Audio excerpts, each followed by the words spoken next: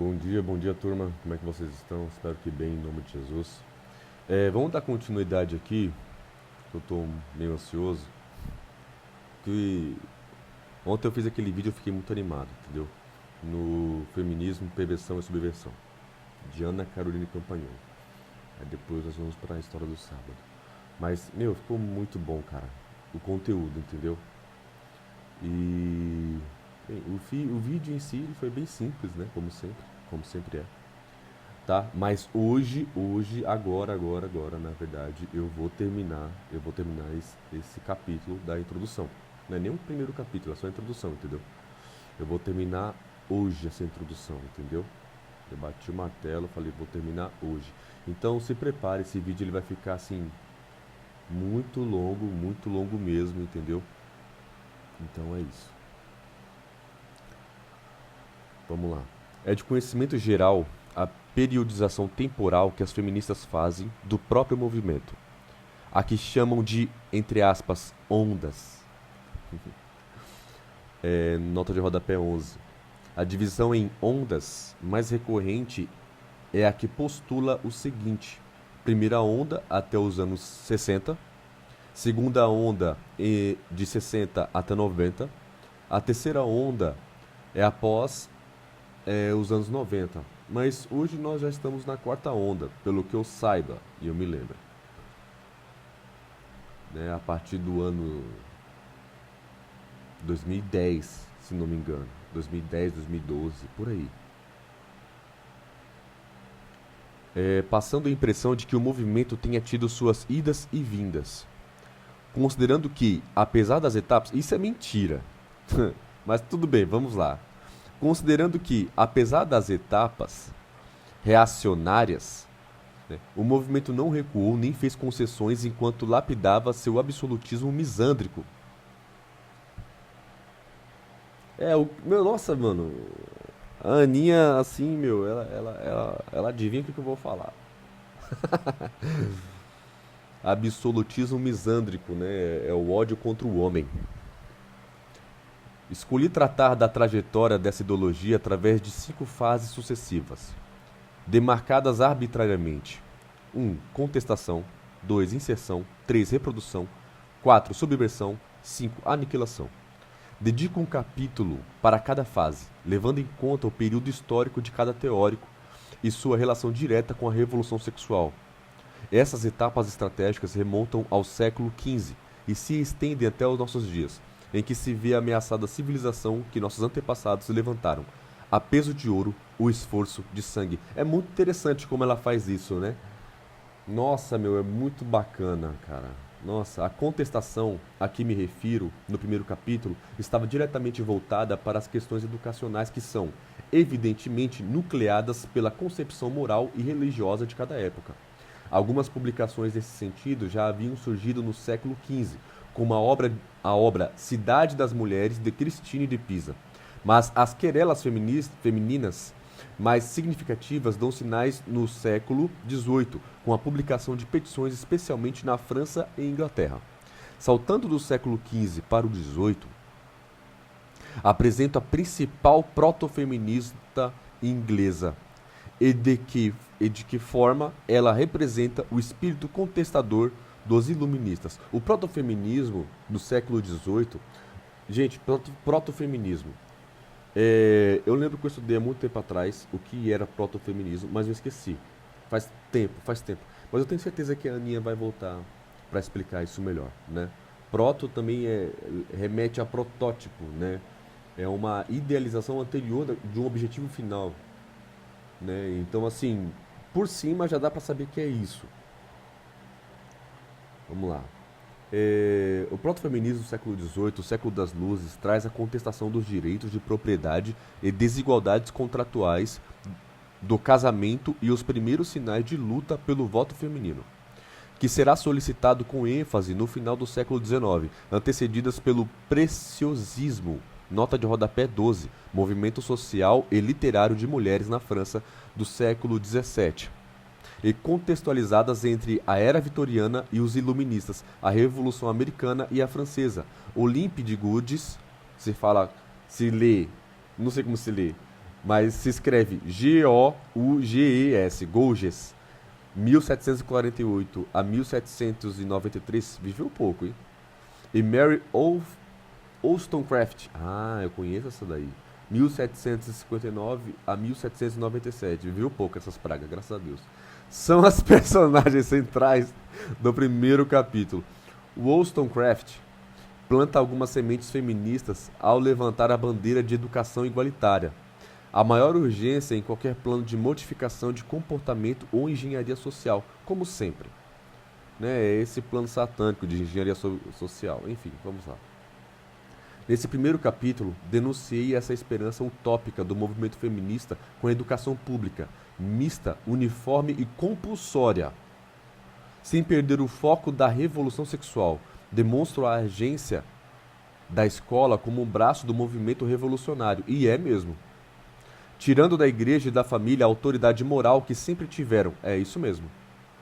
É isso mesmo.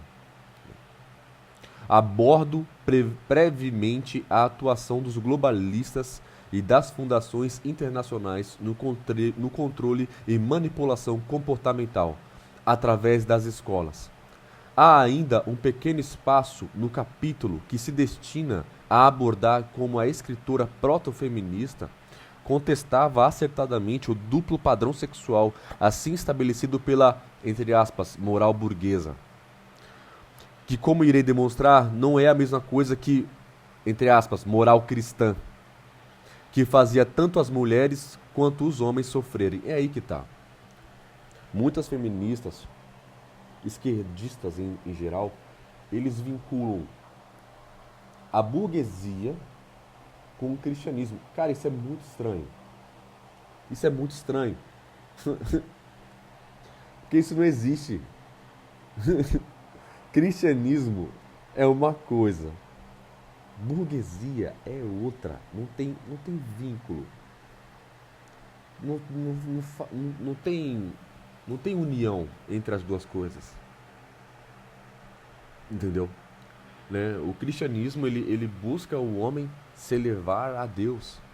Né? A burguesia tem muito a ver com economia. Né? Agora, se você está falando de homens e mulheres que foram mau caráter utilizando o nome de Deus, aí é outra coisa. Mas vamos lá. Que fazia tanto as mulheres quanto os homens sofrerem. Apresenta o equívoco da esperança do século no progresso e no culto à razão como solução para a guerra dos sexos. É isso aí. No primeiro capítulo ela vai enfatizar isso daí. No segundo capítulo, indico como a mulher for inserida nos ambientes masculinos de exploração e repressão. Exatamente. A mulher, ela, nessa luta, principalmente feminista, ela foi obrigada a entrar nesses ambientes tóxicos masculinos. A gente vai se aprofundar mais sobre isso. Né? Por exploração, entendo a severidade da jornada de trabalho nas primeiras indústrias e consequente indispensabilidade da mulher pobre no mercado de trabalho. E por repressão, entendo a extensão do poder e a coação do Estado. É isso, mano. É isso, velho. É essa a herança do movimento feminista pra mulher. Hoje em dia. Não é a liberdade, é opressão e repressão, na verdade. Né? Fatores que juntos compõem a verdadeira opressão a que a mulher foi submetida a partir da primeira onda feminista. Eu vou destacar esse parágrafo na descrição do vídeo. Esse período é comumente sinalizado entre o início das reivindicações pelo sufrágio feminino no final do século XIX. Sufrágio feminino é o voto, tá? É o voto mundial. E o lançamento da pílula anticoncepcional em 1960, marcado pela inserção no mercado de trabalho, entre aspas, emancipação econômica. Besteira. E os primeiros passos do controle de natalidade. Suas figuras centrais foram as sufragettes, né? Tá escrito com uma letra diferente, no Reino Unido. E nos Estados Unidos, Lucretia Mott, Susan B. Anthony e Elizabeth C. Stanton, que inauguraram associações femininas e organizaram, em 1848, a primeira convenção de mulheres. Enquanto o movimento seguia com ares mais liberais, O deputado e economista inglês John Stuart Mill. Nossa, esse desgraçado. Eu conheço esse cara. Nossa, eu chamo ele de maconheiro. Me perdoe, ele não era maconheiro. Nossa, mas como eu odeio esse cara. E sua esposa Harriet Taylor escreviam os textos que seriam fundamentais nesta primeira onda e na articulação dos movimentos sufragistas. Também se destacam nesse período as marxistas Alexandra Kollontai, famosíssima, 1872 a 1952, russa e defensora da experiência de seu povo com a Revolução Socialista, e Clara Zetkin, já ouviu falar desse nome, que criou o movimento das trabalhadoras na Alemanha e organizou a primeira Conferência Internacional de Mulheres Socialistas em 1907. Arbitrariamente, separei para esse segundo capítulo apenas as querelas relacionadas à inserção da mulher no mercado de trabalho e na política, deixando a segunda fase da primeira onda, que corresponde à libertação sexual. Para o terceiro capítulo, pois, entendo que a parte do mote específico da segunda onda, conquistados os direitos ao voto e à propriedade, tem início a uma nova fase. A partir da década de 20, ainda na primeira onda, as discussões acerca da contracepção e do aborto começam a pipocar na América do Norte e na Europa. Essas duas pautas apontam para o que será a segunda onda do movimento feminista, datada de 60 em diante, e marcam o início da reprodução feminina dos vícios masculinos, promiscuidade, imoralidade sexual e irresponsabilidade paterna. Cara, olha isso, mano. Sabe, qualquer pessoa que tenha 2 neurônios, mano, é um QI mais um. Qualquer um, mano, que tenha 2 de QI, cara, 3 de QI, consegue ver isso de longe, mano, que o movimento feminista, ele reproduz a promiscuidade, a imoralidade sexual e a irresponsabilidade paterna, agora, nesse caso, materna. E tem gente que enxerga esse movimento como, nossa, sacrossanto, mano. Você está reproduzindo o mal que era claramente visto em um lado dos sexos. Agora você vê nos dois. Mas tudo bem, vamos lá, vamos continuar. O final da primeira onda e início da segunda se destaca pela atuação da eugenista Margaret Higgins Sanger. Margaret Sanger. Eu conheço essa daí também. Tem história essa daí. A gente vai conversar muito sobre todas essas autoras e autores. Enfim. 1879 e 1966. Viveu muito essa praga. Responsável pela criação de uma instituição abortista pioneira nos Estados Unidos. Planned Parenthood. Isso daí existe até hoje, tá? É antigo. A questão do papel da mulher como mãe e esposa assume a centralidade. As feministas propõem uma mulher livre do controle marital e religioso, bem como a liberdade sexual. Modelo clássico dessa proposta é a francesa, amante de Jean-Paul Sartre, socialista e autora do livro seminal da segunda onda, Simone de Beauvoir. Filhote, essa daí, meu irmão, deu muito pano pra manga, viu? Cara, eu nem vou comentar aqui nada sobre ela, que essa daí é saco de pancada favorito da Ana Carolina Campagnolo, e o meu também. Simone de Beauvoir, 1908 até 1986, viu muito dessa praga também. Na mesma década trágica, me perdoe, Jesus, na mesma década trágica do lançamento do anticoncepcional, Beth Friedan é lembrada como bandeira da irresponsabilidade materna. É isso mesmo. Esses aí são os exemplos do movimento feminista. É este o conteúdo do capítulo 3º, onde apresenta a consagração da revolução sexual como inconteste objetivo do movimento feminista, denominado, abre aspas, subversão das identidades. Fecha aspas, é explícito. Subversão das identidades, é explícito, sabe? É virada, é transformação, é engenharia, é mudança. É mudança de cosmovisão, espiritualidade, sociedade, tudo.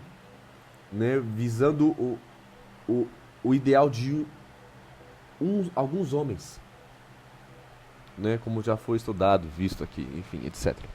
O capítulo 4 traz 2 nomes distintos no projeto subversivo para o sexo: Alfred Charles Kinsey, 1894 até 1956, viveu pouco, graças a Deus, e John William Money, 1921 até 2006, viveu muito.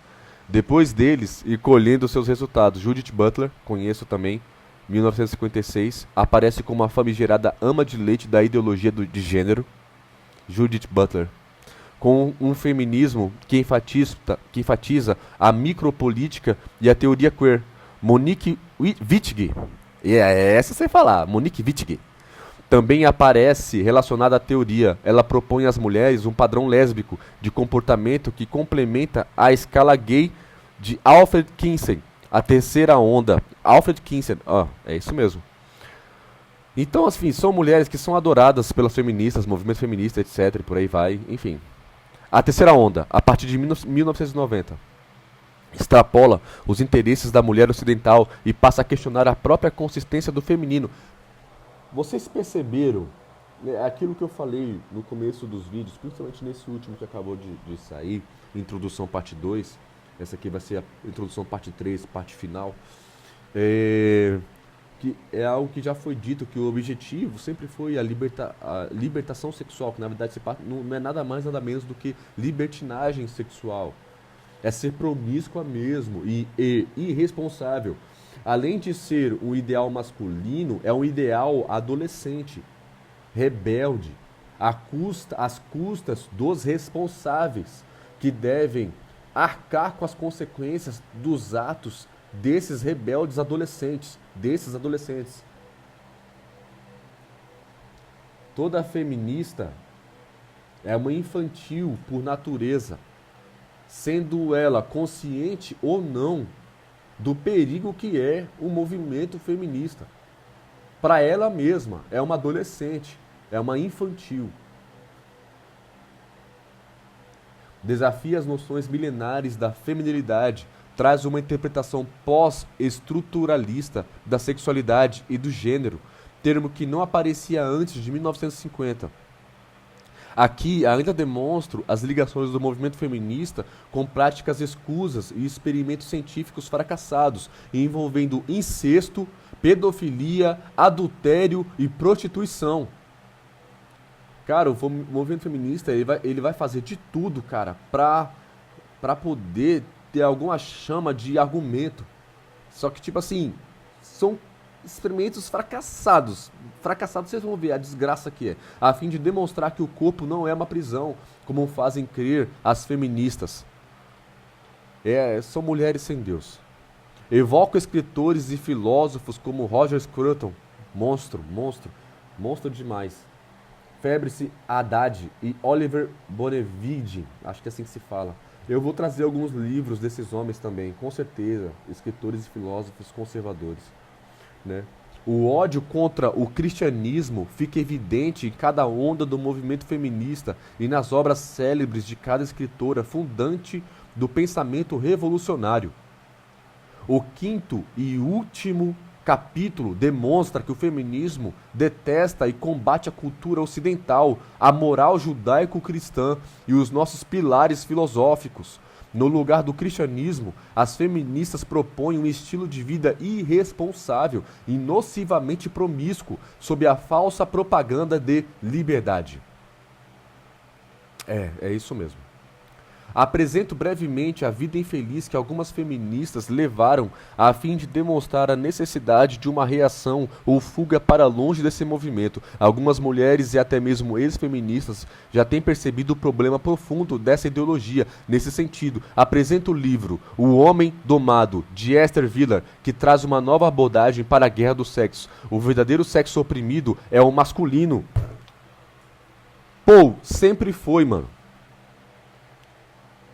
Sempre foi, mano. Sabe? Olha, graças a Deus, mano. Eu vou até... Vou comprar esse livro pra ler, mano. Vou ler O Homem Domado, mano. Em 1990. Camille Anna Paglia publica, né? Sexual Personae e alerta acerca dos perigos de um feminismo, abre aspas, que foi longe demais.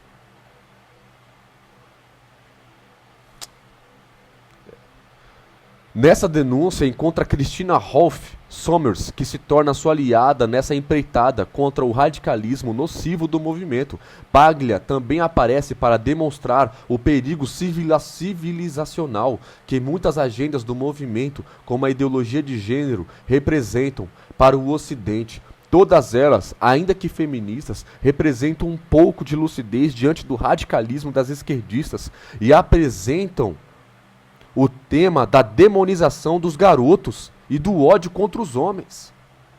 Tá vendo o que é coisa de criança?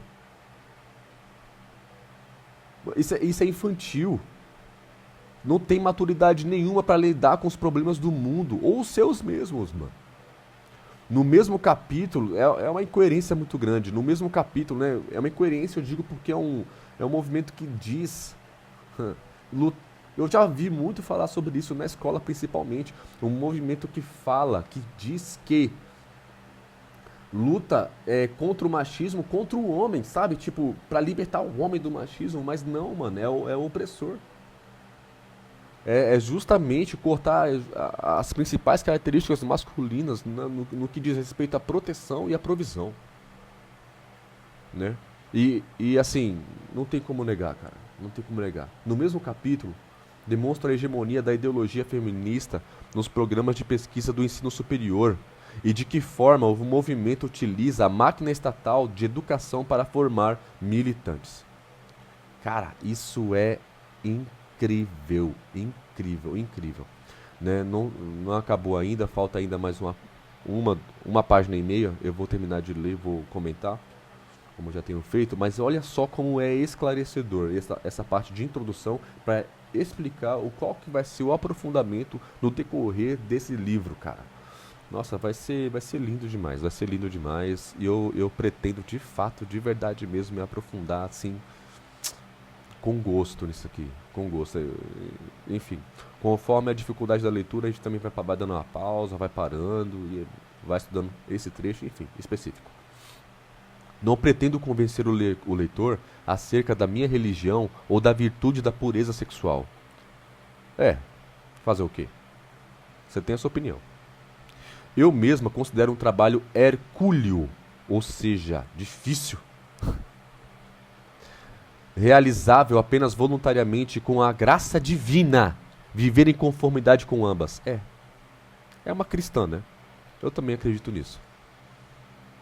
Contei minha história no início apenas para apresentar de que forma meus olhos se abriram para a verdadeira intenção do movimento feminista. Então, o que acontece sobre você viver de acordo, né, com a virtude da Bíblia, né, dos mandamentos de Deus, é só com a graça, cara. Você não consegue fazer isso sozinho. É só com a graça e o Espírito Santo. A graça e o Espírito Santo do seu lado. Somente assim você vai conseguir, ou você consegue. Não tem outra escapatória. Não tem. Não dá. Se você não se entregar nas garras da graça, esqueça. É verdade que muitas mulheres aderiram ao movimento feminista cientes de tudo isso. Portanto, são culpadas e partícipes de cada avanço revolucionário. Não escrevo para elas, escrevo para toda moça enganada. E é esse mesmo objetivo desse vídeo. São para as moças enganadas, com certeza.